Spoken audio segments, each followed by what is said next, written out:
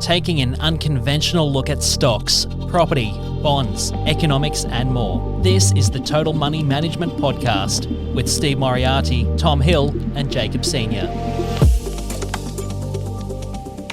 All right, welcome back to another episode of Total Money Management. Today we're going to be going through the week that was March 25 to 29. How are we going, gentlemen? Good. I'm back. No. You're not going to welcome me back? No boats or jets? Well, I arrived in the Rolls Royce this morning. You were at the airport this morning. I was actually. Yeah. How you going, Steve? I'm all right, mate. I'm just living a boring life in the suburbs. Don't worry about me. You not get up to that much, do you? Just looking after my kids. Now the kids are bloody well going from home all the time. Master 17's never home. Miss 12's like sleepovers, and I'm sitting there on a Friday night going, now what do I do? Oh, you got peace and quiet, mate. Crack a bottle of wine. Oh, yeah, mate. 61, 2 glasses of wine. It's like, that's it, I'm out.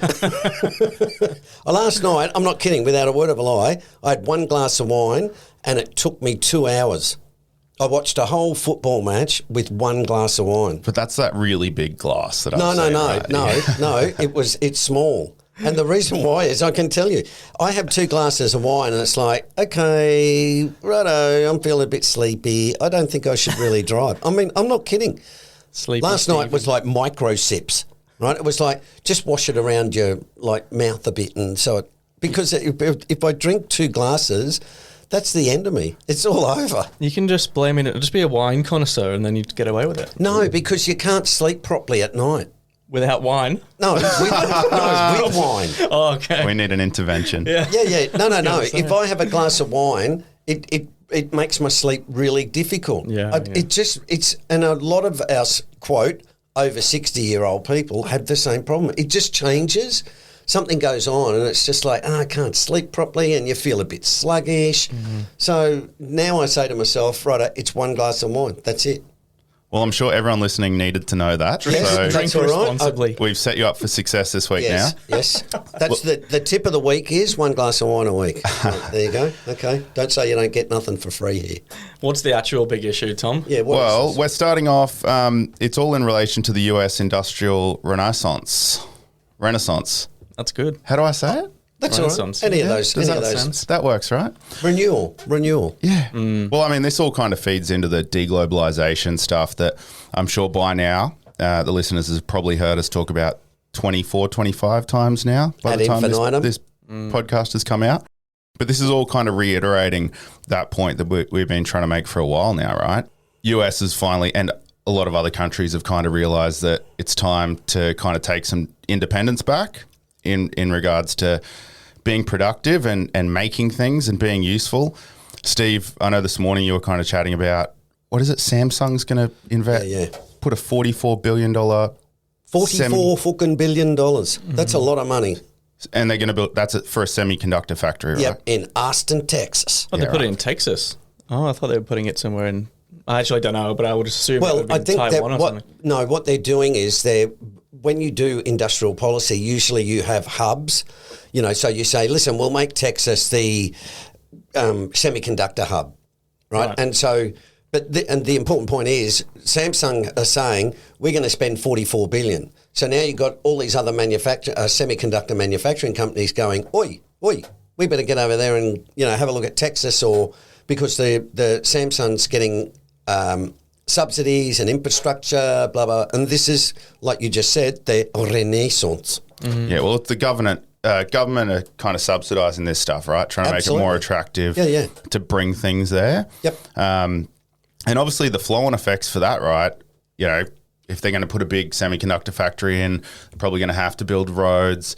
There's going to be engineers involved to make sure, everything's as it should be. Yep. There'll be materials that go into building the factory. So this is kind of feeds into the story of how investing in that kind of stuff helps circulate money in the economy, right? To flood the economy. Well, it changes. What we're talking about is that transition, right? And what you were saying this morning, it changes from going, hey, I want to invest in, some intangible software company, to saying, well, actually, I might look at water companies because semiconductor manufacturers use a bucket load of water. Okay, I'm going to have a look at the water suppliers, right? Like we talk about, defence stocks and say, well, Rolls-Royce make military engines, Lockheed Martin, you look at that and say, and I think we've got an entry about it in the week by saying, that these are where you start to look at it and say, okay, they're going to have a fairly good growth runway.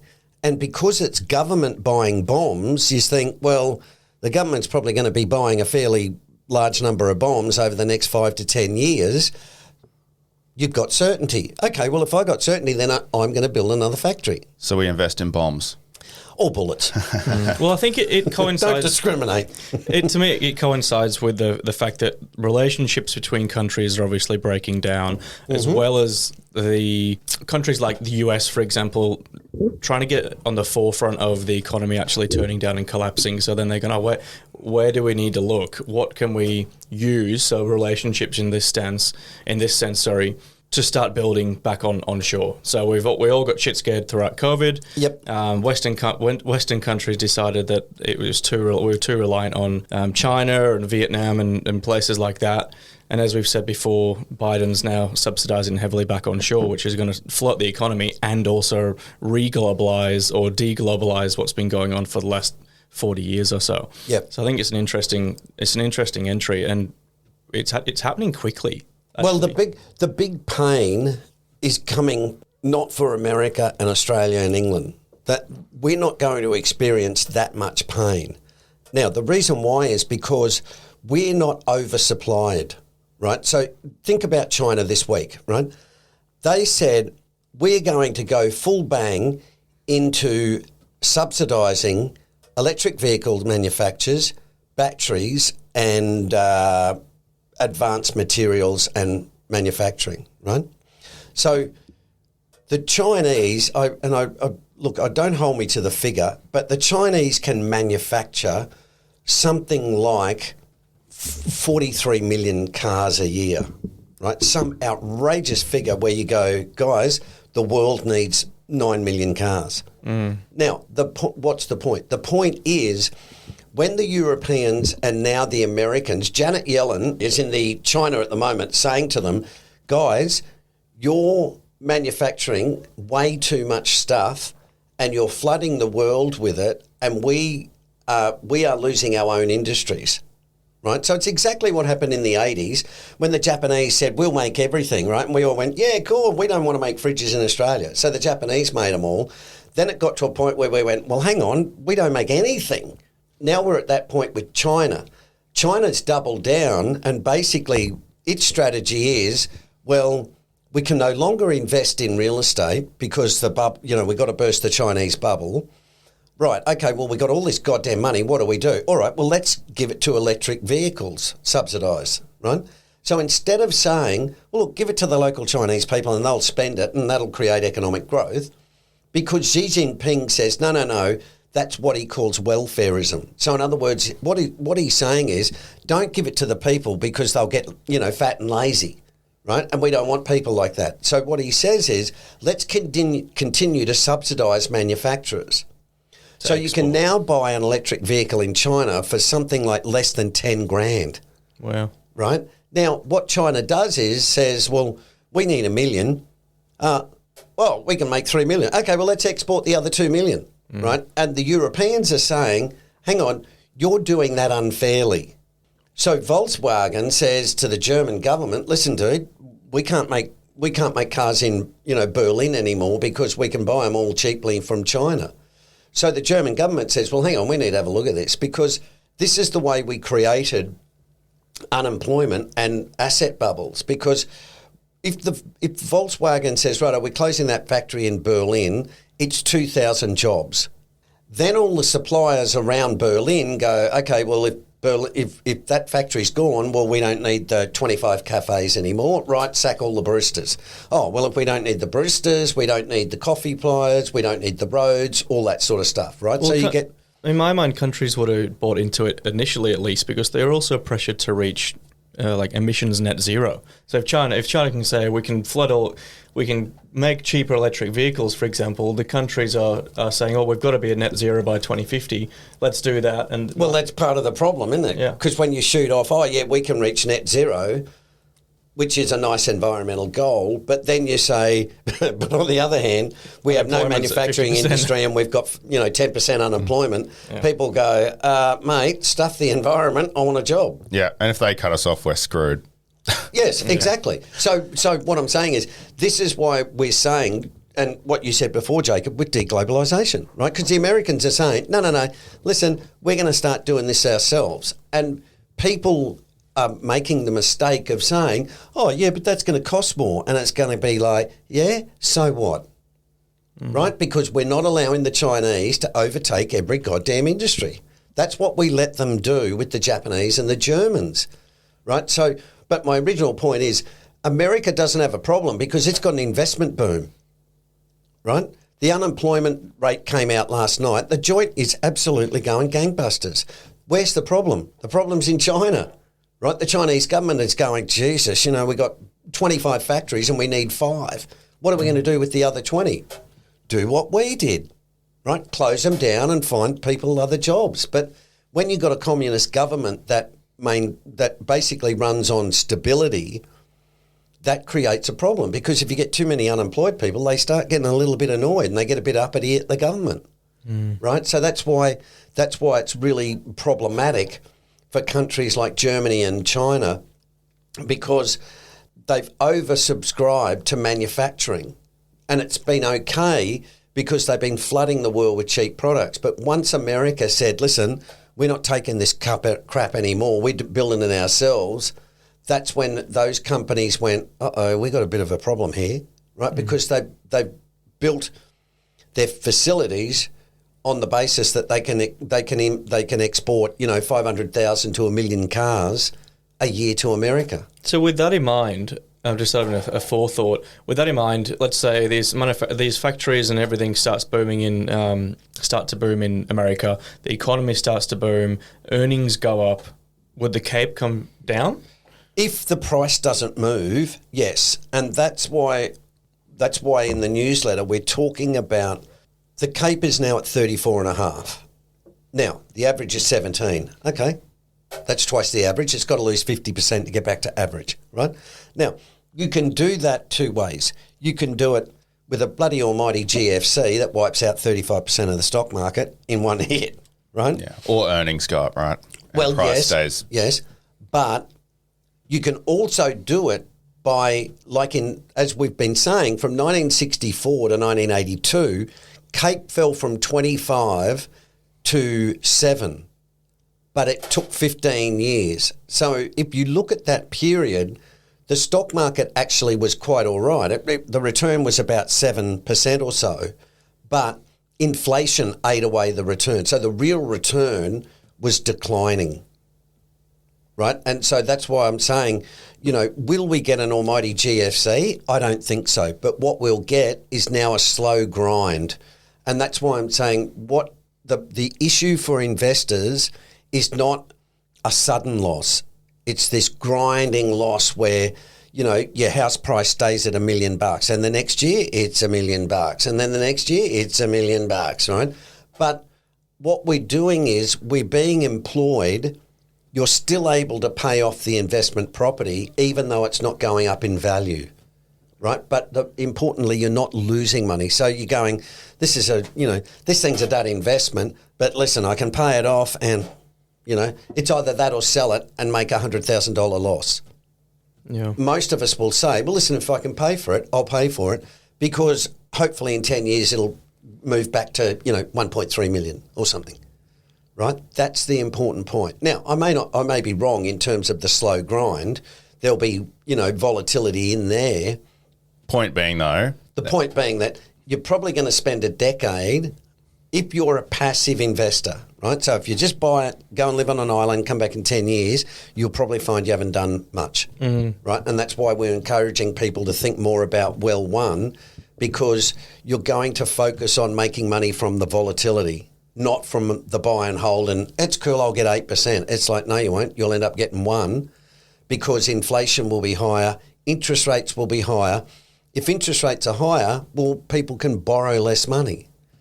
So that means the price of your investment property at 2% was $1 million. At 5%, it might be worth $800,000, right? Because I can't borrow enough to buy it at 5%. I look at it and go, well, I can't repay $1,000 a week. I can repay 600. Okay, well, what's it worth at 600? It's worth 820 grand. Okay, well, that's my limit. That's what I got. Well, I just think back to the original point. We talk a lot about price when we talk about CAPE. Yep. But if the economy in America starts to boom, earnings might go up over the next 10 years, which means that price might stay the same or totter around. Yeah. And this CAPE comes back to a reasonable level. Well, Robert Schiller said, and generally he's right. Schiller said, when you look at the PE, we know that E is fairly steady, right? Companies grow roughly 3-4% a year, average long term. Right now, as we know, Nvidia's going through the roof, but over the long term, it evens out, and overall, companies grow the economy about 3%. Right. So, what Schiller said is, what you find is what changes is the P. Right. So the earnings are fine. People go, man, it's going to, everything's going great. So they bid what up? The P, the price. Yeah. Right. So then they get to a point where they go, oh, earnings are not that good. And then, of course, what changes? The P, right? So you get the crash in price. So you're right, Jacob. You may get a steady growth in earnings, but what you'll find is that the price may hover and go nowhere for a long time. Yeah. Right? And it's a little bit to do with, people will be paid more in wages. And when you get more certainty, you tend to go, oh, well, I don't need to, rush and speculate like crazy because I've got a steady employment path and, as I said, like it was before when I was a kid, which was no one talked about, mad investing and speculating and all that stuff because we all had a job, and if you lost your job, you just went and got another one, right? Because there was plenty of jobs. And so there was you didn't look at the future and go, oh my God, I'm going to be poor. Yeah. Because you had, you just had security. You were at the Geelong factory, you were going to work. You started work at 17. Your old man was the foreman. He got you a job, and you end up dying there at 65 with the house and the grandkids. That's the way it used to be, right? But since the 80s and globalisation, which is what we were talking about, people go, listen, dude, there's no more work in Geelong. And you go, well, now what do I do? It's like, I don't know, you have to find your own job. Well, it's accessibility as well, right? There's the internet, which means you can log on to CommSec and start to invest. And retail investors like us can go on with a click of a button, and that coinciding with the fact that things are so expensive now and people are trying to find, wages aren't increasing, so people are trying to find extra income streams. Well, wages are increasing, but the problem is, as Tom was saying earlier when we were having a chat, the cost of living is increasing more. Well, that's right. Right, so you're not keeping up. In comparison, yeah. And there was an article yesterday, I think, in the ABC, which said, or the New Daily, I think, which said, hints for people getting the second job, right? And what does that say? Well, that says there's a movement for people to get another job to keep their heads above water. Exactly, Tom. Because people are saying, shit, what am I going to do? Well, I'll get a second job. Right, and that's what's going on, because what they're saying is, well, I'm going backwards. And you can only do that for so long. That's why we're at that point where America said, listen, we cannot continue to keep farming this stuff out to China. We've got to start doing it ourselves. And the economists are going, oh, yeah, but that'll cost more. And the American government, this is why politics is important, because the American government says, yeah, well, big deal. It's a national security issue. Right? And that will be the cover to do a whole raft of stuff. Oh, we can get stuff from China really cheap. That's a national security issue. We'll be getting it from, Alabama. Right? It's just it's not an excuse, but it's a legitimate reason for the government to say, no. We want to change things now. We're going to change things globally. But what for? Oh, national security. Right? Oh, right, okay. Must be serious. Yeah. Well, on another note. Well, but yeah, before we keep going on, sorry, there was one kind of snippet that I thought was pretty interesting from that article, and we probably hung around on it a little too long, but we'll share it on the socials. There's a great article by, what is it? Advisor Perspectives. Yeah. But at the bottom, it kind of just said, look, if you look at the US right now, the 5 main areas that they need to focus on, this is probably similar for a lot of countries, to be honest. Firstly, energy infrastructure. So the US isn't energy dependent, so they need to emphasize both brown and green energy. Then you look at utility infrastructure. So the US electric grid is old and notoriously unreliable. Yep. Then you look at transportation and you go, right, the US ranks last among major economies in transportation investment. And then you look at real estate. Current real estate investments are very service orientated. Manufacturing related real estate might provide better investment opportunities. And then lastly, the steel and the shipbuilding, right? So all this stuff is kind of like what's actually useful and productive. That's the stuff that's been neglected. And it's almost like the focus has been on how do we build things as cheap as possible and make as much money as possible, and kind of neglected the fact that let's look after our own backyard. Yeah, well, again, those are the industries that we got rid of 40 years ago, right? And that's why a few weeks ago, Tom, I think it was in you and I were talking about blue scope steel, right? Yeah. Not a recommendation. But the point being, Australia is not going to say, oh, well, we'll just let blue scope decline because it, quote, can't compete and we'll get our steel from China. And it's like, no, they're hostile. Okay, so we're going to keep blue scope steel open, whatever the cost is, right? Why? Because it's a national security issue. We need to build our own ships now because we're in a hostile environment. So that's why I'm saying, and you listed, Tom, those things that we've been talking about by saying these will be the future growth areas, right? Infrastructure, right? Energy infrastructure, shipbuilding, that stuff where 20 years ago you go, who wants all those dirty, old shipyards and all that steel and stuff? And it's like, we do. We need it now. Absolutely. Yeah. Absolutely. So that's the point. Gotcha. All right. So if we look at Tuesday, I know that few things to digest there. Steve, you might want to comment on this. You commented on capital flows and you kind of underscored the fact that the Australian property market is global. Actually, it might be under Monday, actually. Yes, it is. We'll forgive you.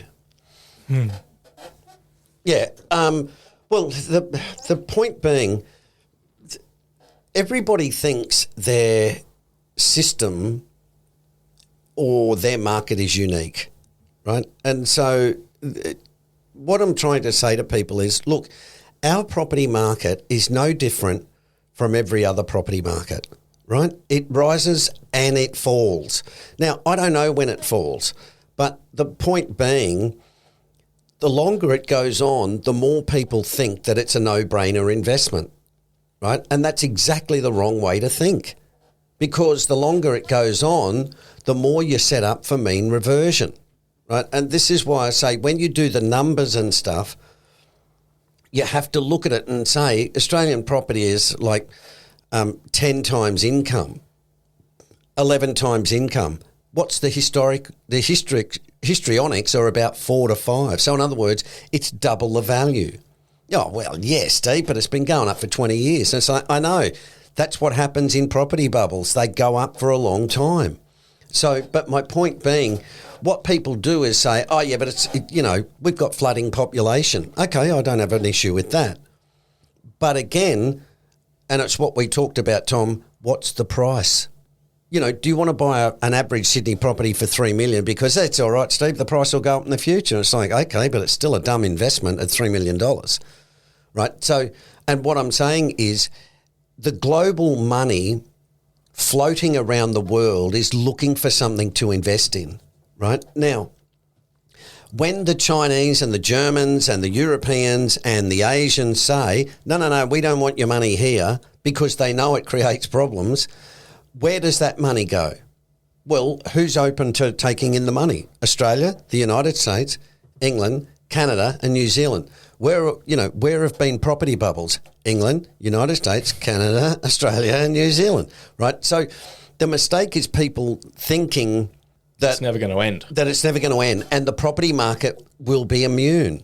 It's because we just let anyone come and buy a property, right? Exactly, yeah. Right? But the point being also it's related and strongly correlated to lending, right? And so if it gets to the point where there's very few people who want to buy a property, the prices are going to fall, right? It's just natural markets. That's the way they work.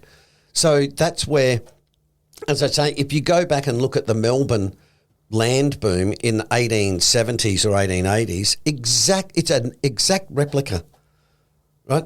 State government's doing everything to encourage housing investment, giving all these tax breaks, right? Negative gearing, all this bloody rampant speculation.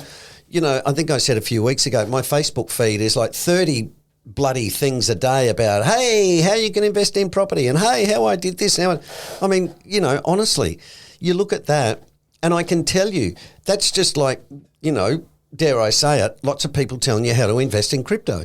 Yeah. Right? Why? Because it's the latest fad asset, right? Well, And it's trending, property. and it's a money-making market. That's why people, in new investors are pointing their money there because everybody else is doing it, not understanding market cycles. Yeah. Follow the crowd.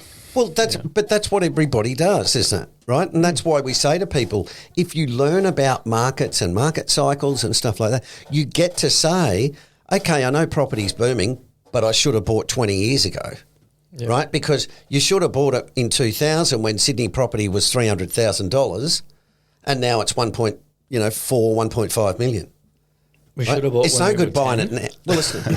Well, it's no good buying it at 1.5 million and thinking it's going to go to 3 in 10 years. The point is there's other investments.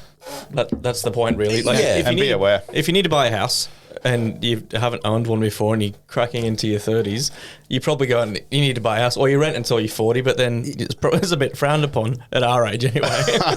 Well, but there's that, it's that desperation about buying a property, right? Because you go to Europe. It's the Aussie dream. Well, you go to Germany Need a home, and places, and there's people who rent all their lives, and there's not a problem. Yeah. Right. And the reason why is because the rules about investing in a property over there are really strict. Right. So you can't get landlords who just go, right, I see you, Jacob, I can double the rent.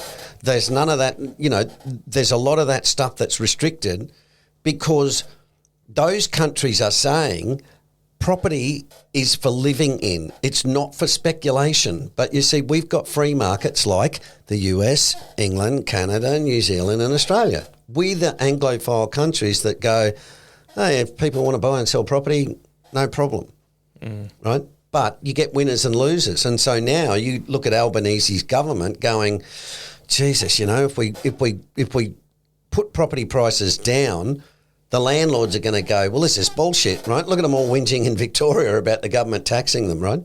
But if they leave property prices high, that makes the landlord happy, but the renter is going, well, this is bullshit. I can't afford, you know, $1,000 a week. I'm not voting for Albanese. Mm-hmm. And that's why the Greens are focusing on house prices, because they realise young people are going, I'm getting screwed, right, by all these old baby boomers who are owning properties. And investors, I think, in a later entry are running back into the property market, right? So again, what you're seeing is people saying, no, I don't need to live in it. I want to buy it as an investment, which is, i.e., I want to make a quick 100 or 200,000 out of it, right? Rather than saying, I want to house somebody and help somebody. No, fuck that for a joke. I want to buy it and knock it over for 200,000 and get out of that joint. Yeah. You see what I mean? That's why young people are saying, well, hang on, this is ridiculous. Yep. No, that makes sense.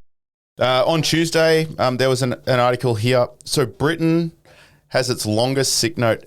They're calling it an epidemic, but it's really probably comes back to the COVID and one of the 4 Cs, right? Yep. The longest in 25 years. So 2.7 million people claim that they're too ill to work.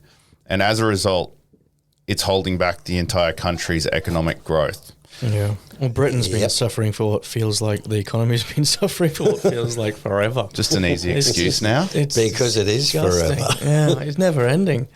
And I mean, people are sick, man. Like, it's really sad, actually. I mean, I've got family obviously over there in the UK, and a lot of friends, and people are they are sick. Like, they're really not well, and they're not. It's not what the sense I'm getting from talking to people over there is, it's not like you can't physically go to work, like you're coughing and spluttering. It's you just feel like shit. Chronic fatigue syndrome. You just feel like crap. Yeah. And So instead of people doing, I don't know, working 3 or 4 months before they take a bit of leave, they'll work 3 or 4 weeks and take a day off or and a be couple of days exhausted off and just be knackered. Yep. So yeah, it's I don't know. There's new research apparently trying to cure long COVID now. Yeah, they're going to have to, mate, because there's so many people affected. This is what I've been trying to sort of look. It's a, let's be honest, it's a terrible subject to talk about, right? Because it's bloody death and disabilities and all that sort of stuff, right? Mm-hmm. But this is, Well, it directly impacts the economy. That's why we're talking about it. Yeah, and the thing I was thinking about during the week, because I've put this in a couple of subscriber newsletters and notes, right? Mm-hmm. But nobody wants to hear bad news all the time. But by the same token, we're not here just to be Pollyannas, to go, oh, look, it's all fantastic. Just keep buying stocks and everything. You'll have a lovely life. You've got to at some point say to people, listen, this is what's going on in the world and, it's our perspective, but these are the facts and figures about COVID and long COVID. Now they've got bloody outbreaks of bird flu in the United States. All of that sort of stuff. And if you go, oh, it's just all right in the world, it's like, okay, well, best of luck when it goes to hell in a handbasket. And that's what the finance industry do, right? It doesn't matter whether stocks are at, caper 10, caper 35, just keep buying stocks. It's all great. It's all fantastic, right? If it's expensive, that's all right. It'll be, value in the long term. You have to look at it and say, the reality is we're losing a lot of people to long COVID. Okay, well, what's that mean? Well, that means there's going to be less workers. We've got a demographic problem with less children. So that means higher wages and that means higher costs and that means less money for profitable companies, because instead of spending $5 per 100 on labour, now they're forced to spend 10 because there's not enough people. And you got to pay the sick people as well. Exactly. Well, the government's got to look after them. You can't have them dropping dead. So now the government and healthcare have got to get together and say, listen, we need to do something about this. Right? And that's what I'm saying. It's bad news, but I think we'd be doing a disservice to people if we were saying, oh, look, it's just all fantastic. Let's talk about how it's all great. Now, there are lots of positive things, but you've also got to be realistic and say, well, we've got a war in Ukraine, we've got a war in the Middle East, we've got a raging epidemic with COVID, we've got long COVID. Yeah, well, okay, well, that's going to balance out what we were talking about before, Tom, with, creation of jobs in America, it's going gangbusters. Oh, that's good. But you've got to balance it out. That's all governments and companies do. They look at it and say, listen, we need 1,000 workers. Where do we get them from? And if people go, well, mate, there's 2.5 million people who can't work. Yeah, we're too sick. If we're too sick, then you have to say, okay, well, maybe we have to think about moving our manufacturing facility to where there are healthy people. Mm-hmm. Right? Look, as I said, it's not pleasant to talk about. No, but we're just commenting on where we are in the market cycle, right? If we had a caper 7, impact? Yeah, it'd be a lot more bells and whistles. Absolutely, right? Absolutely, 100%. Then I'd be saying to people, don't worry, we've got a long-term, runway coming. Yeah. We're not inherently negative. It's just expensive. Yeah, but I think it's relevant actually. Thursday, we noted. This year so far, we've had 21 all-time highs for the S&P 500, right? Which is why I think this conversation is timely. Yes. Because it's exciting. And when this happens, everyone's talking about how much money they're making.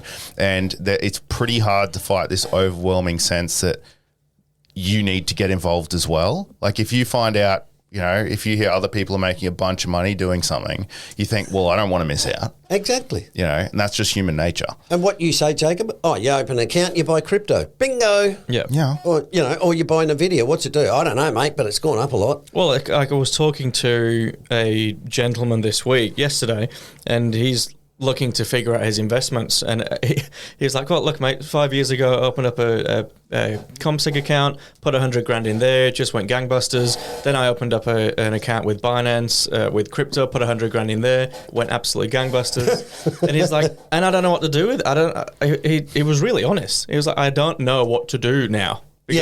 Because it's not moving as much, and I feel like there's more at risk. Well, at least he's smart on that point. Maybe start with selling half, and then talk to Steve. Well, it's so timely that people. It's so true. People have just thrown money into the market anyway, and it's gone up. And now they're going, oh, shit, what's next? How do I keep doing this? That's exactly. But don't sell, because what if it keeps going? Yeah. And like everyone else is making money, but I'm the mug who, this is my chance. And then what do you do? Well, you go for confirmation bias. Do you think it'll go down? Nah, mate. Nah, Bitcoin's going to go to 200,000. Oh, okay. Well, I'll hang on to it then, right? And then it goes back to 50, right? And then you go, oh, maybe I should have sold at 70. Then at 50, you go, oh, what do you think? No, mate, this is it's a chance to buy the dip, right? Buy the dip, right? Beauty. Yeah. And that's what I said to you.